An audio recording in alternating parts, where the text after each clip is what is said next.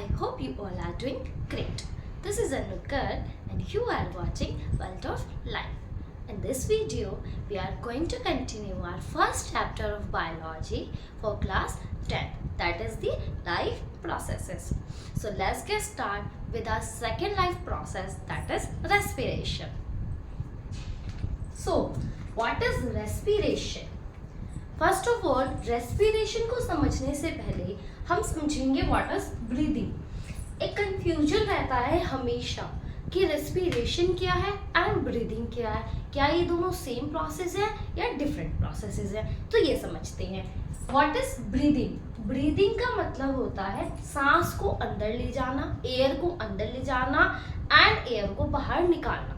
Simply समझ सकते हैं, इनहेलेशन करना, एयर को अंदर ले जाना बॉडी के, एंड एयर को एक्सहेल करना, बॉडी से बाहर निकालना, क्या कहलाता है? ब्रीदिंग कहलाता है। यानी कि एयर में क्या है? ऑक्सीजन प्रेजेंट है। अब ऑक्सीजन को बॉडी के अंदर सांस के थ्रू हम ले गए, उसको क्या कहेंगे? इनहेलेशन। एंड जब लास्ट में हमने CO2 बाहर निकाल दी एंड एक्सहेल कर दिया एयर को, तो उसको क्या कहा? एक्सहेलेशन। सिंपल भाषा में समझ सकते हैं, ब्रीथिंग का मतलब सांस को लेना एंड सिर्फ सांस को छोड़ने का होता है। ठीक है, इनहेलेशन करना एंड एक्सहेलेशन करना। अब व्हाट इज रेस्पिरेशन? ये दोनों क्या है? डिफरेंट टर्म्स हैं। रेस्पिरेशन का क्या मतलब होता है? जब हमने इनहेल किया, हमने ऑक्सीजन अपनी बॉडी के अंदर ली, एयर में एंड ऑक्सीजन प्रेजेंट थी, वो ऑक्सीजन हमारी बॉडी के अंदर एंटर कर गई है। अब वो जो ऑक्सीजन हमारी बॉडी के अंदर एंटर की है, वो हमारे रेस्पिरेटरी ट्रैक के थ्रू कहाँ जाएगी? ब्लड में जाएगी। ब्लड से वो ऑक्सीजन पहुंचाई जाएगी सेल के पास। ठीक है, अब सेल के अंदर उस ऑक्सीजन को यूज कर जो न्यूट्रिशन के दौरान क्या बना था? ग्लूकोज बना था। उस ग्लूकोज को तोड़ा जाएगा इन the presence of oxygen and क्या बनाया जाएगा? एनर्जी बनाई जाएगी। हमने खाना क्यों खाया था? एनर्जी के लिए, एनर्जी प्रोड्यूस करनी थी, इसीलिए हमने खाना खाया था। न्यूट्रिशन में यही किया था हमने। अब उसी खाने को डाइजेस्ट किया हमने, ग्लूकोज बनाया। अब उसी ग्लूकोज से क्या बनाई जाएगी? एनर्जी बनाई जाएगी। उसी प्रोसेस को क्या कहते हैं? रेस्पिरेशन। रेस्पिरेशन वो प्रोसेस है जिसमें ग्लूकोज को तोड़ा जाएगा इन the presence of oxygen and क्या बनाई जाएगी? एनर्जी बनाई जाएगी in the form of ATP। उस प्रोसेस को, सिर्फ इस प्रोसेस को, ये जो प्रोसेस हुआ सेल के अंदर, इसको क्या कहते हैं? रेस्पिरेशन कहते हैं। ग्लूकोज का breakdown in the presence of oxygen to form energy क्या कहलाता है? रेस्पिरेशन कहलाता है। अब यहाँ पर ऑक्सीजन यूज हो गई और एनर्जी बन गई। एनर्जी के साथ क्या बना? CO2 बनी, कार्बन डाइऑक्साइड बनी। यही कार्बन डाइऑक्साइड वापस ब्लड में जाएगी एंड ब्लड से एक्सहेल कर दी जाएगी, रेस्पिरेटरी ट्रैक के थ्रू वापस एक्सहेल कर दी जाएगी। इस प्रोसेस को रेस्पिरेशन कहते हैं, ग्लूकोज से एनर्जी के बनने को, एंड इनहेलेशन और एक्सहेलेशन करने को क्या कहते हैं? ब्रीदिंग कहते हैं। दोनों में डिफरेंस समझ में आ गया। ब्रीदिंग एक अलग प्रोसेस है, ब्रीदिंग सिर्फ स्टार्ट प्रोसेस है, एंडिंग प्रोसेस है, लेकिन जो बीच का इंटरमीडिएट प्रोसेस है वो क्या है? रेस्पिरेशन है। क्लियर हो गया? चलिए अब आगे देखते हैं।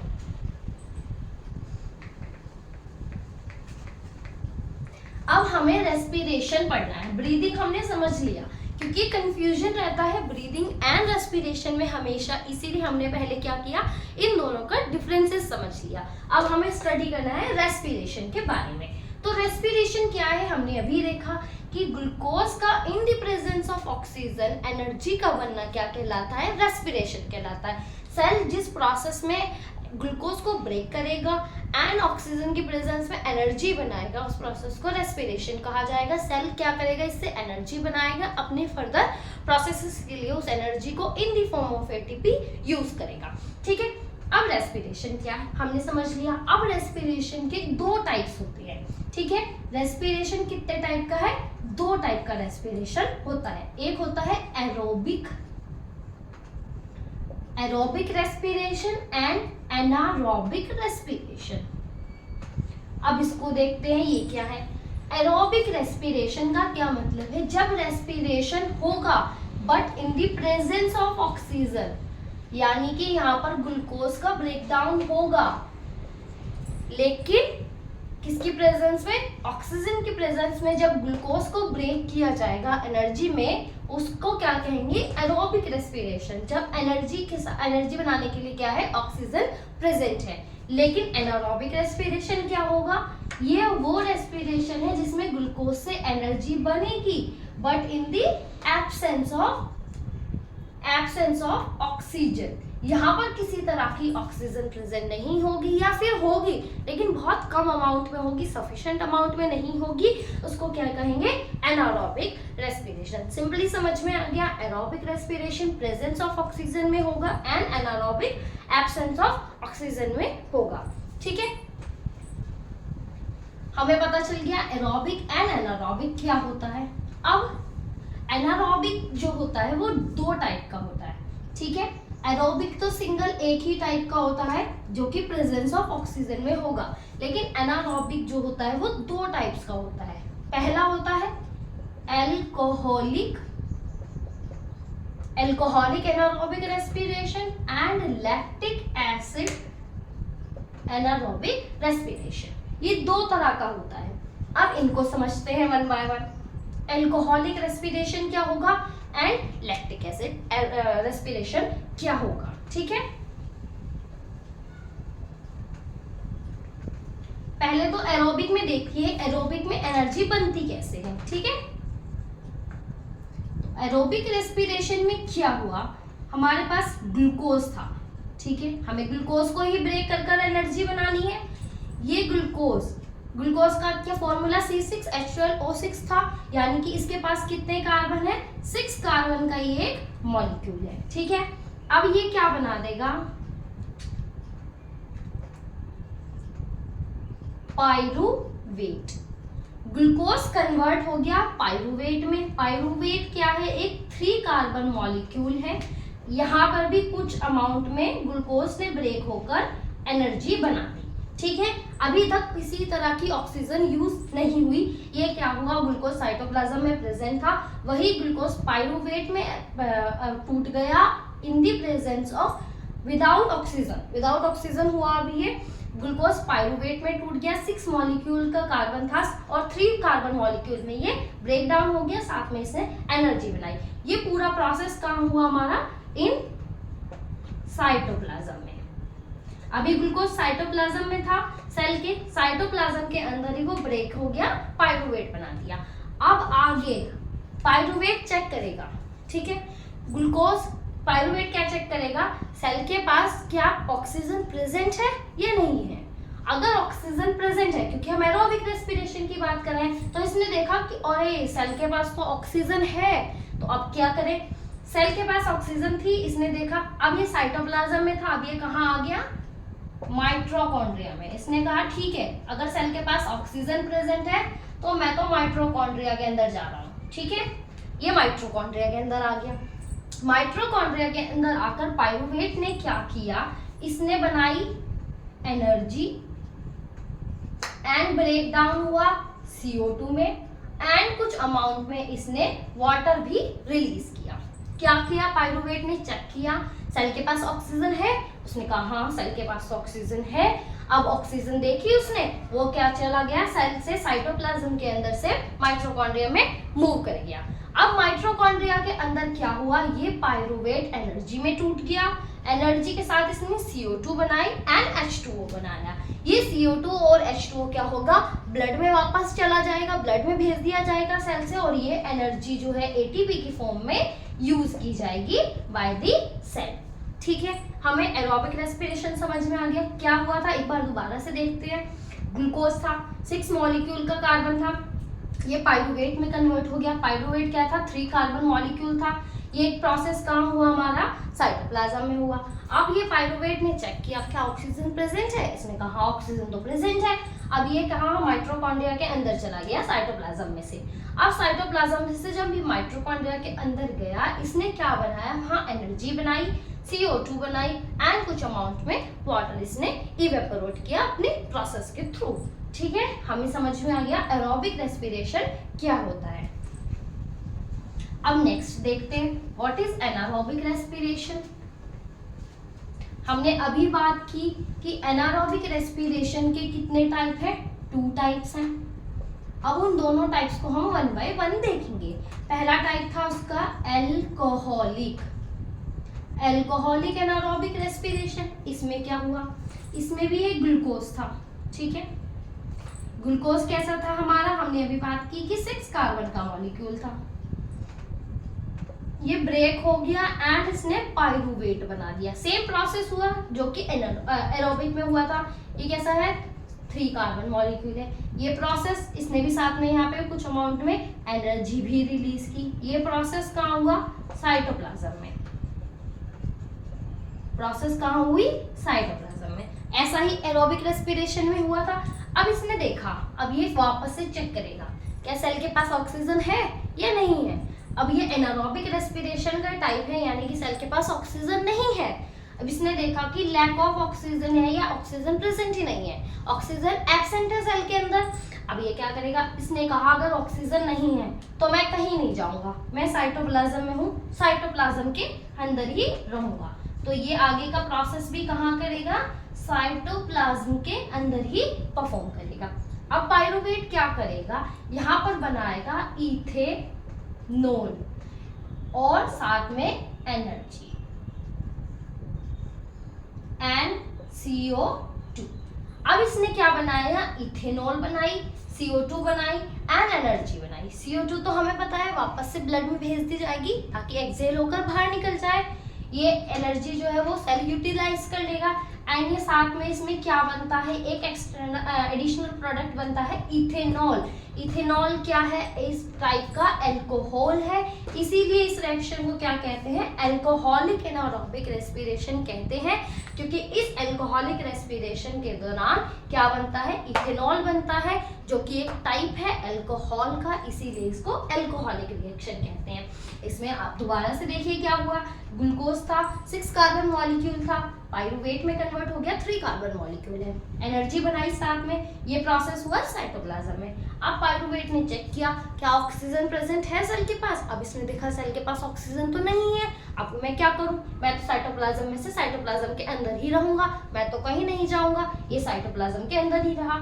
इसने क्या किया, वहीं पर रहकर इथेनॉल बनाया। इथेनॉल के साथ इसने एनर्जी बनाई एंड एनर्जी के साथ इसने CO2 बनाई। ठीक है, इतना हमें क्लियर हो गया।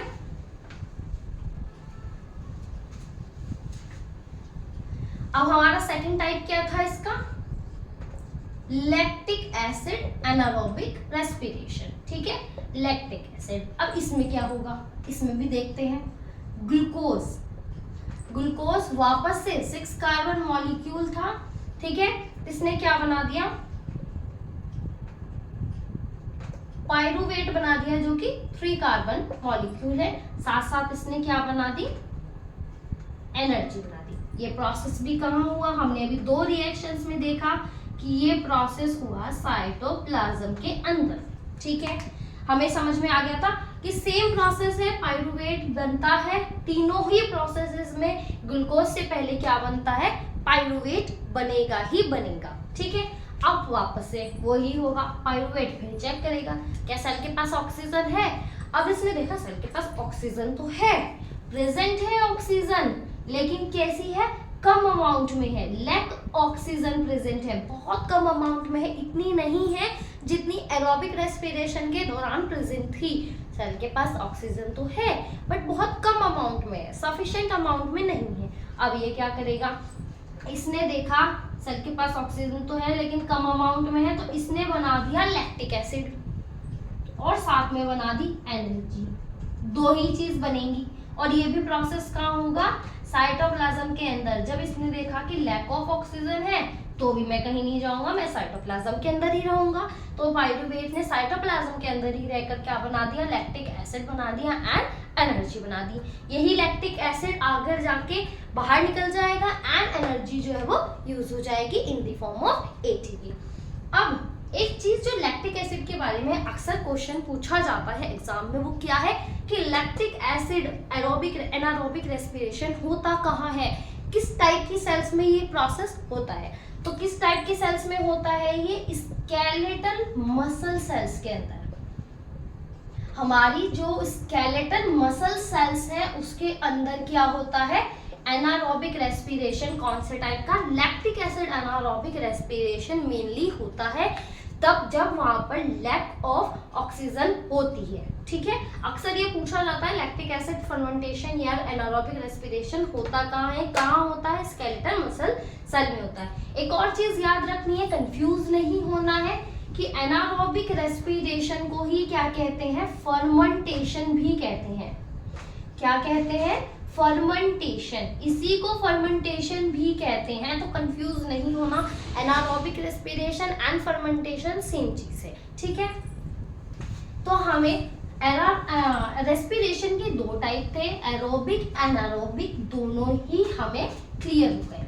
ठीक है, अब रेस्पिरेशन को देखते हैं। रेस्पिरेशन इन ह्यूमन बीइंग्स या एनिमल्स कह सकते हैं, इन एनिमल्स। एनिमल्स में हम किसका रेस्पिरेशन देख रहे हैं, ह्यूमन बीइंग्स का। ठीक है, ह्यूमन बीइंग्स का रेस्पिरेशन हम स्टडी करेंगे। ह्यूमंस के अंदर, ह्यूमंस बीइंग के अंदर रेस्पिरेशन करने के लिए एक पर्टिकुलर रेस्पिरेटरी सिस्टम प्रेजेंट है। ठीक है, पूरा जो रेस्पिरेटरी सिस्टम है कई सारे पार्ट्स में डिवाइड है, हम उसके पार्ट्स देखेंगे वन बाय वन। तो फर्स्ट पार्ट क्या होता है रेस्पिरेटरी सिस्टम का, नोस्ट्रिल। नोस्ट्रिल्स, नोज है, नोज के बाहर हमें दो ये छोटे छोटे छेद दिखाई दे रहे हैं, ये छेद ही क्या है, नोस्ट्रिल। हम सांस लेंगे, सांस किसके थ्रू लेंगे, नाक के थ्रू लेंगे। अब नाक के बाहर ये छेद प्रेजेंट है, इन्हीं के थ्रू तो एयर एंटर करेगी, तो यही छेद जो नाक के बाहर प्रेजेंट है ये क्या कहलाते हैं, नोस्ट्रिल कहलाते हैं। नंबर में 2 होते हैं, एक तरफ ही तो छेद नहीं है, दोनों तरफ छेद है, तो नंबर में 2 होते हैं नोस्ट्रिल, और इन्हीं के थ्रू एयर जो है वो एंटर करती है हमारी बॉडी में। ठीक है, नेक्स्ट पार्ट क्या है, यहीं से क्या होती है, यहाँ लिख लेते हैं, एंट्रेंस है ये CO2 O2 की। ठीक है, यहीं से ही ऑक्सीजन वापस अंदर जाएगी भी एंड CO2 भी नाक के थ्रू ही बाहर निकलेगी। सांस ली भी यहीं से, सांस छोड़ी भी यहीं से। ठीक है, तो नेक्स्ट पार्ट क्या होती है, नेजल कैविटी। अब नेजल कैविटी क्या चीज है, नाक के बाहर नोस्ट्रल के अंदर जो स्पेस प्रेजेंट है, कभी नाक में उंगली डाली है तो देखा है नाक के अंदर एक स्पेस, खाली स्पेस प्रेजेंट है, वही स्पेस क्या है, नेजल कैविटी है। ठीक है, वही स्पेस क्या है, नेजल कैविटी है। हवा इसी से पास होकर ऑक्सीजन जो है वो और अंदर जाएगी। इस नेजल कैविटी में क्या प्रेजेंट होता है, छोटे छोटे स्मॉल हेयर्स प्रेजेंट होते हैं, जो क्या करते हैं, जो हमारी हमने ऑक्सीजन अंदर ली, एयर अंदर ली, उस एयर के अंदर जो डस्ट पार्टिकल है उनको यहीं पे ट्रैप कर लेंगे एंड प्योर ऑक्सीजन या प्योर एयर को ही अंदर जाने देंगे। यहीं पर डस्ट पार्टिकल्स को वो क्या करेंगे, रोक लेंगे। यहीं पर ही कुछ अमाउंट में म्यूकस भी बनता है।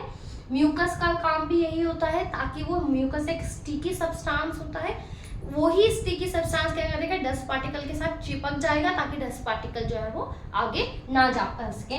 तो हेयर्स एंड म्यूकस क्या करते हैं, डस्ट पार्टिकल्स को प्रिवेंट करते हैं अंदर जाने से। ठीक है, हमें दो समझ में आ गए कि ये क्या होते हैं। नेजल कैविटी के बाद जो पार्ट आता है दैट इज फेरिंग्स। क्या आता है, फेरिंग्स।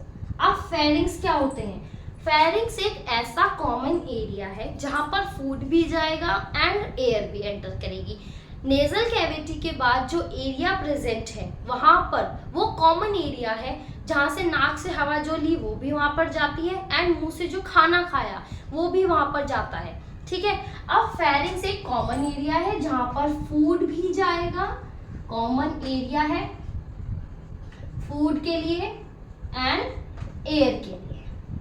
अब फेरिंग्स में जाकर डिटरमाइन किया जाएगा कि क्या आया है, फूड आया है तो फूड पाइप में भेज दिया जाएगा एंड एयर आई है तो विंड पाइप में भेज दी जाएगी आगे।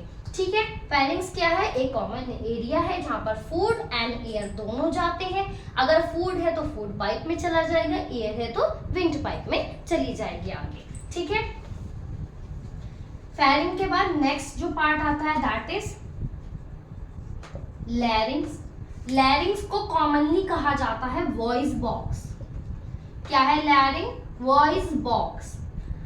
आपने देखा है हम बोल पाते हैं क्यों? क्योंकि हमारे पास एक वॉइस बॉक्स प्रेजेंट है जो फेरिंग्स के जस्ट नीचे है। वो वॉइस बॉक्स हमें क्या करता है, बोलने में हेल्प करता है। साउंड निकलती है ना, वो साउंड किस वजह से निकलती है, लैरिंग्स की वजह से निकलती है। अब लैरिंग्स के बारे में एक बात है कि फीमेल्स का जो लैरिंग होता है वो एज कम्पेयर टू मेल छोटा होता है, जिस वजह से फीमेल्स की जो वॉइस होती है वो पतली होती है, मेल की जो वॉइस होती है थोड़ी भारी होती है। ठीक है, ये किसका बना होता है, कार्टिलेज का बना होता है। एंड फीमेल वॉइस बॉक्स के या लैरिंग्स के पास जो कार्टिलेज होता है वो कम अमाउंट में होता है, पतला होता है, थिन होता है। एंड मेल्स में वो थोड़ा एक्सपेंडेड हो जाता है, थिक होता है, जिस वजह से उनकी आवाज़ जो थोड़ी भारी होती है। और प्यूबर्टी के टाइम पे जब लड़का प्यूबर्टी में आता है, फीमेल कोई मेल जो है वो प्यूबर्टी के टाइम पे आता है, यानी कि 12, 13, 15 साल के आसपास जब आ जाती है उसकी एज, तो वो जो लैरिंग होता है वो और ज़्यादा एक्सटेंड हो जाता है अपने कार्टिलेज में, उसका कार्टिलेज और ज़्यादा बढ़ जाता है, जिस वजह से मेल की जो आवाज़ है at the time of puberty और ज़्यादा थोड़ी भारी हो जाती है। ठीक है, तो लैरिंग्स ये चीज़ है। अब लैरिंग्स के नीचे क्या है, लैरिंग्स के नीचे है ट्रैकिया। ट्रैकिया को सिंपल भाषा में क्या कहते हैं, विंड पाइप। यही है जिसके थ्रू प्योर एयर ही सिर्फ अंदर जा रही है। ये मेन पार्ट है रेस्पिरेटरी सिस्टम का, विंड पाइप या फिर ट्रैकिया। अब ट्रैकिया क्या होता है, एक ट्यूब लाइक स्ट्रक्चर होता है। कभी आपने अपने गले में यहाँ पर हाथ लगा के देखा है, यहाँ पर एक ट्यूब लाइक स्ट्रक्चर पाया जाता है, आपको महसूस देता है। वो ट्यूब लाइक स्ट्रक्चर ही क्या है, ट्रैकिया है, जो कि अंदर एयर को पास ऑन करेगा। अब ये ट्रैकिया क्या है, ये एक होलो ट्यूब है जो कि एयर को पास करेगी। अब इस होलो ट्यूब को प्रोटेक्ट करने के लिए इसके अराउंड क्या होती है, कार्टिलेज की रिंग्स होती हैं। कार्टिलेज की कुछ इस टाइप की रिंग्स होती हैं। फॉर एग्जाम्पल ये बीच में ट्रैकिया था, उसके अराउंड ये कार्टिलेज की रिंग्स होती हैं, जो क्या करती हैं, कार्टिलेज की रिंग्स होती हैं, क्या करती हैं, इसको सपोर्ट करने का काम करती हैं। ये इसको सपोर्ट देती हैं ताकि ये सीधा खड़ा रहे। ठीक है, आपने मनी प्लांट देखा है, जब मनी प्लांट कभी बढ़ जाता है तो उसको क्या करते हैं, बीच में एक स्टिक लगा देते हैं ताकि वो इरेक्ट रहे, अपनी पोजीशन पर मेंटेन रहे, खड़ा रहे, उसकी स्टेम जो है वो इधर उधर ना गिरे। ठीक है, अगर वो स्टिक हम हटा देंगे तो स्टेम जो है वो उसकी गिर जाएंगी इधर उधर। ऐसे ही ट्रैकिया के अराउंड ये जो कार्टिलेज की रिंग्स हैं वो क्या करती हैं, उसको इरेक्ट करने में, सीधा खड़ा रहने में मदद करती हैं, ताकि वो ओवरलैप ना हो सके एंड हमें सांस लेने में कोई दिक्कत ना हो सके। ठीक है, अब ट्रैकिया के बाद आता है हमारा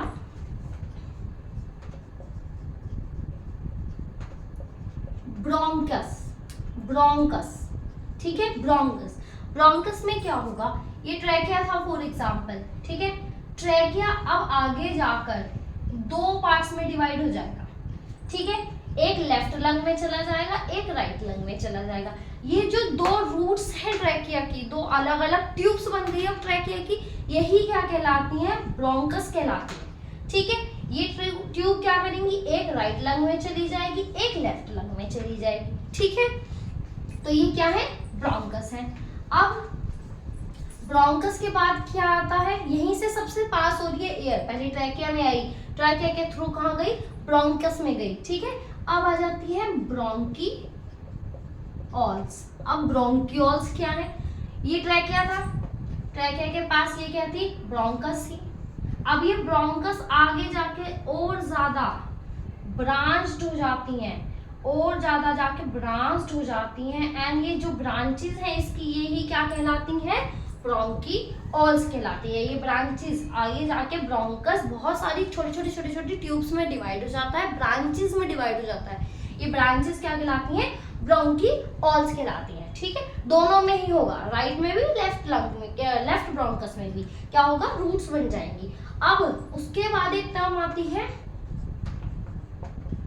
एल्वियोलाई। अब एल्वियोलाई क्या चीज है, ये जो रूट्स बनी आगे आकर इन्हीं रूट्स के पास कुछ बलून लाइक स्ट्रक्चर्स प्रेजेंट होते हैं, जो कि गुच्छे में पाए जाते हैं, बहुत सारे गुच्छे में पाए जाते हैं।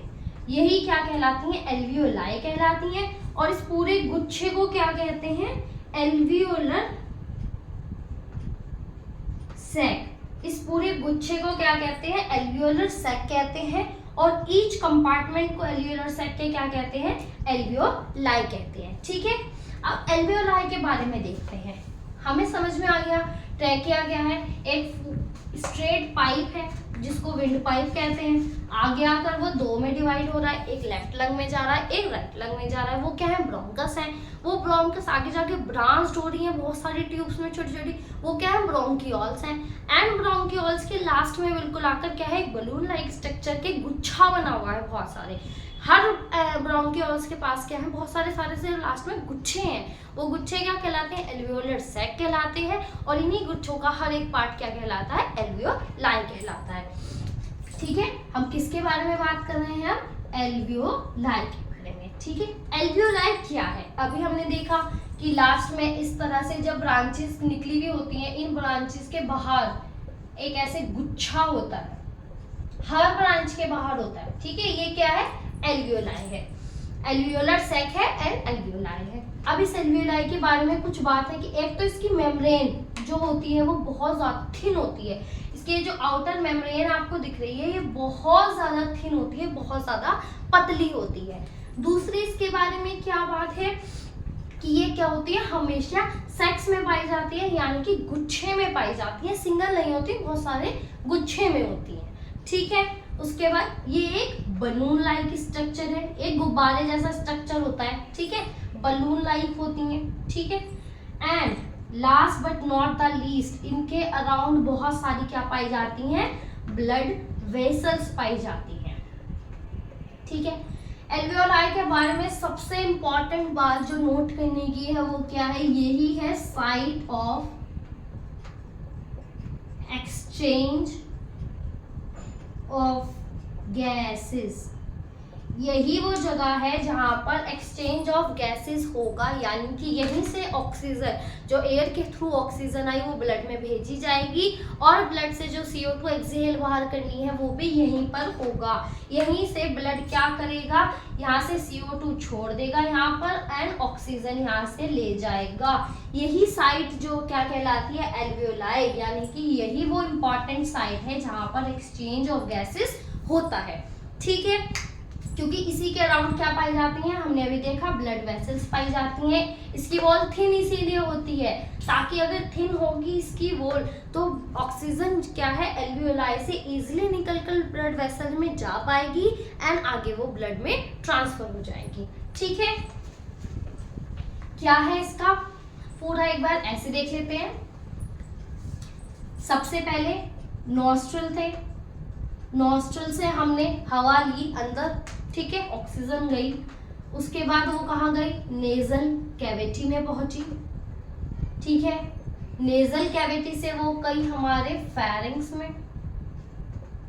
फेरिंग्स कॉमन एरिया था, उसने देखा हवा आई है, यानी कि आगे हवा वाले एरिया में भेजनी है, विंड पाइप में भेजनी है। ठीक है, लैरिंग्स में गई, लैरिंग से कहाँ गई, विंड पाइप में आ गई, ट्रैकिया में आ गई। ठीक है, ट्रैकिया से वो कहाँ गई, ब्रोंकस में गई, ब्रोंकस से कहाँ गई, ब्रोंकियोल्स में गई। ठीक है, ब्रोंकियोल से वो कहाँ गई, एल्वियोलाई में गई या फिर एल्वियोलर सैक भी कह सकते हैं। ठीक है, अब एल्वियोलाई से वो कहाँ चली गई, ब्लड में भेज दी गई। ठीक है, अब ब्लड से कहाँ जाएगी, हमें पता है रेस्पिरेशन में क्या होता है, ब्लड इसको सेल तक ले जाएगा, सेल में क्या होगा, रेस्पिरेशन का प्रोसेस होगा। ठीक है, रेस्पिरेशन का प्रोसेस होगा एंड वहां से क्या भेज दी जाएगी, CO2 वापस बाहर भेज दी जाएगी। अब CO2 फिर इसी प्रोसेस के थ्रू पहले ब्लड में आएगी, ब्लड से एल्वियोलाई में जाएगी, एल्वियोलाई से हमारे ब्रोंकस में जाएगी, ब्रोंकियोल्स में फिर ब्रोंकस में जाएगी, ब्रोंकस से ट्रैकिया में जाएगी, ट्रैकिया से लैरिंग्स में जाएगी, लैरिंग से वापस यहाँ आएगी, वापस नेजल कैविटी एंड नॉस्ट्रल के थ्रू एक्सहेल आउट कर दी जाएगी, बॉडी से बाहर CO2 निकाल दी जाएगी।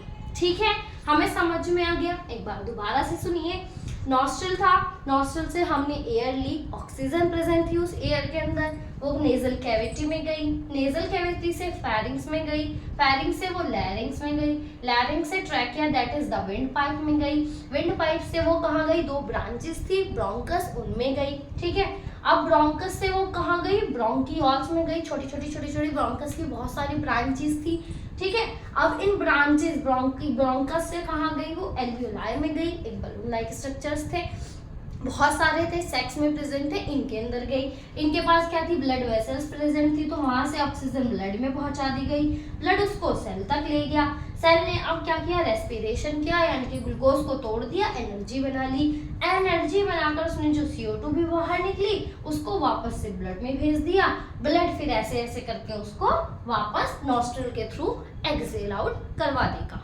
ठीक है। समझ में आ गया, पूरा प्रोसेस रेस्पिरेशन का यही है, ह्यूमन रेस्पिरेशन में यही चीज आती है, ठीक है। अब एक ना क्वेश्चन आता है एग्जाम में कि एरोबिक, हमने भी देखे थे, एंड एनारोबिक रेस्पिरेशन में क्या डिफरेंसेस होता है, इनमें डिफरेंसेस अक्सर क्वेश्चन एग्जाम में पूछा जाता है। तो क्या डिफरेंसेस हैं दोनों में, ये क्या होता है, ऑक्सीजन की प्रेजेंस में होगा, ये एब्सेंस में भी हो सकता है ऑक्सीजन के, और लैक ऑक्सीजन में भी हो सकता है, ठीक है। दूसरा, इसमें कहाँ होगा, ये साइटोप्लाज्म में भी होगा, पाइरुवेट साइटोप्लाज्म में बना था, और उसके बाद वो कहाँ चला गया था, माइटोकॉन्ड्रिया में, ये माइटोकॉन्ड्रिया में भी होगा, ठीक है। लेकिन ये कहाँ था, इसके साथ तो कुछ भी नहीं गया, वो साइटोप्लाज्म से हिला ही नहीं बिल्कुल पाइरुवेट, तो ये कहाँ हुई, सिर्फ साइटोप्लाज्म में हुई, ठीक है। अब इसके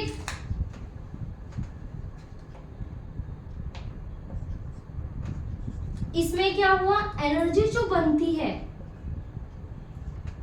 वो ज्यादा अमाउंट में बनती है, मोर एनर्जी बनती है, क्यों, क्योंकि इसके टाइम पे एरोबिक रेस्पिरेशन में ग्लूकोज पूरी तरीके से ब्रेक डाउन हो जाता है एनर्जी को बनाने के लिए, लेकिन इसमें एनर्जी क्या होती है, लेस बनती है, क्योंकि इसमें पार्शियल रेस्पिरेशन होता है, पूरी तरीके से ग्लूकोज जो है वो एनर्जी को बनाने के लिए ब्रेक डाउन नहीं हो पाता, क्योंकि ऑक्सीजन पूरी तरीके से नहीं मिली, तो पूरी तरीके से ग्लूकोज भी क्या है, ऑक्सीजन बनाने के लिए ऑक्सीजन की वजह से नहीं टूट पाया, इसीलिए एनर्जी क्या है, कम बनती है इसके अंदर, ठीक है। तो हमें समझ में आ गया कि ये प्रोसेसेस इसके होते हैं, ये डिफरेंसेस इसमें मेनली होते हैं कि एरोबिक एनारोबिक रेस्पिरेशन में क्या डिफरेंसेस है। तो हमें ह्यूमन समझ में आ गया कि ह्यूमन रेस्पिरेशन कैसे होता है।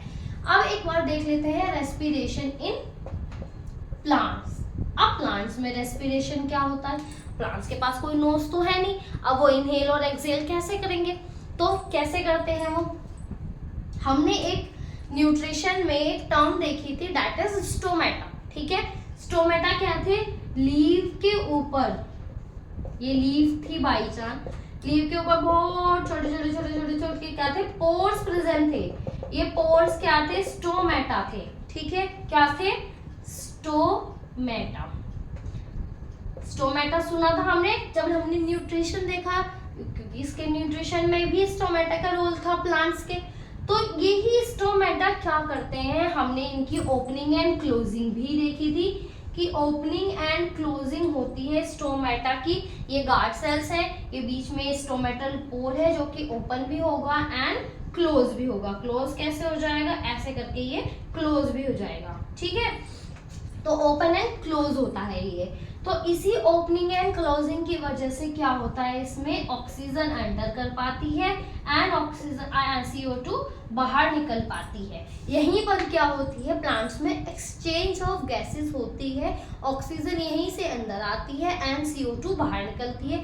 जब हमने न्यूट्रिशन में देखा था तो फोटोसिंथेसिस के रेफरेंस में हमने इसको देखा था। तो फोटोसिंथेसिस में प्लांट क्या कर रहा था, CO2 को इनहेल कर रहा था एंड ऑक्सीजन को एक्सहेल कर रहा था, ठीक है। लेकिन जब रेस्पिरेशन करते हैं प्लांट्स तो वो भी सेम ह्यूमन बीइंग्स की तरह ही क्या करते हैं, ऑक्सीजन को इनहेल करते हैं एंड CO2 को बाहर एक्सहेल करते हैं। अब ये बात एक बार समझ लेते हैं कि रेस्पिरेशन का एंड ब्रीथ में फोटोसिंथेसिस का प्रोसेस कैसे हो पाता है साइमल्टेनियसली, ठीक है। तो फोटोसिंथेसिस क्या था, फोटोसिंथेसिस वो प्रोसेस जिसके थ्रू प्लांट्स अपना फूड खुद बना रहे थे वो क्या कहलाता है, फोटोसिंथेसिस कहलाता है। ठीक है, दूसरा इसमें साथ में क्या होगा, रेस्पिरेशन होगा। ठीक है, तो फोटोसिंथेसिस में हमने देखा क्या होगा कि स्टोमेटल पोर है वो ओपन हुआ, CO2 अंदर आई एंड ऑक्सीजन इससे एज अ एंड प्रोडक्ट बाहर निकल गई। ठीक है, यही होता है फोटोसिंथेसिस में, क्योंकि हमें CO2 की नीड होती है फोटोसिंथेसिस के दौरान। लेकिन प्लांट्स बहुत स्मार्ट हैं, अब उन्हें रेस्पिरेशन भी करना है, क्योंकि रेस्पिरेशन एक ऐसा प्रोसेस है जो पूरा दिन चलेगा ही चलेगा, चाहे वो प्लांट्स हो एनिमल्स हो, पूरा दिन रेस्पिरेशन का प्रोसेस होता है। ठीक है, लेकिन फोटोसिंथेसिस एक ऐसा प्रोसेस है जो सिर्फ दिन में होगा, डे के टाइम पे होगा, क्योंकि फोटो मतलब लाइट, इसको लाइट चाहिए होने के लिए लाइट कब है, दिन में है, तो ये सिर्फ डे टाइम पर होता है। लेकिन रेस्पिरेशन का प्रोसेस पूरा दिन चलता है। अब फोटोसिंथेसिस प्लांट कर रहा है, उसने CO2 ली, ऑक्सीजन निकाल दी, लेकिन उसको तो रेस्पिरेशन भी करना है साथ में। वो क्या करेगा, प्लांट बहुत स्मार्ट है, इस ऑक्सीजन को वापस बॉडी में ले जाएगा। ठीक है, और यहाँ से फिर CO2 निकाल देगा, फिर CO2 वापस ले जाएगा एंड ऑक्सीजन निकाल देगा। यही प्रोसेस क्या है, प्लांट कंटिन्यूअस डे के टाइम पर करता रहता है। कुछ अमाउंट में ऑक्सीजन बाहर निकालेगा, कुछ अमाउंट में वापस अपने बॉडी के अंदर ले जाएगा, फिर CO2 निकालेगा, फिर कुछ अमाउंट में CO2 अंदर ले जाएगा, ऑक्सीजन निकालेगा। तो पूरा दिन के टाइम पर ये प्रोसेस जो है प्लांट के अंदर चलता है। लेकिन रात के टाइम पे क्योंकि उसको फोटोसिंथेसिस नहीं करनी है, तो वो क्या करेगा, सिर्फ ऑक्सीजन लेगा एंड रात के टाइम पे CO2 बाहर निकालता रहेगा। कभी सुना है हमारे जो बड़े बूढ़े लोग थे वो कहते हैं कि रात को पेड़ के नीचे नहीं बैठना चाहिए। क्यों नहीं बैठना चाहिए, क्योंकि रात के टाइम पर प्लांट्स क्या करते हैं, वो खुद रेस्पिरेशन करते हैं, वो ऑक्सीजन को इनहेल करते हैं एंड एक्सहेल कर देते हैं CO2। इसीलिए रात को पेड़ के नीचे नहीं बैठना चाहिए, क्योंकि उसके टाइम पर बहुत ज़्यादा अमाउंट में CO2 जो है उस प्लांट के नीचे प्रेजेंट है, जो कि उसने एक्सहेल की।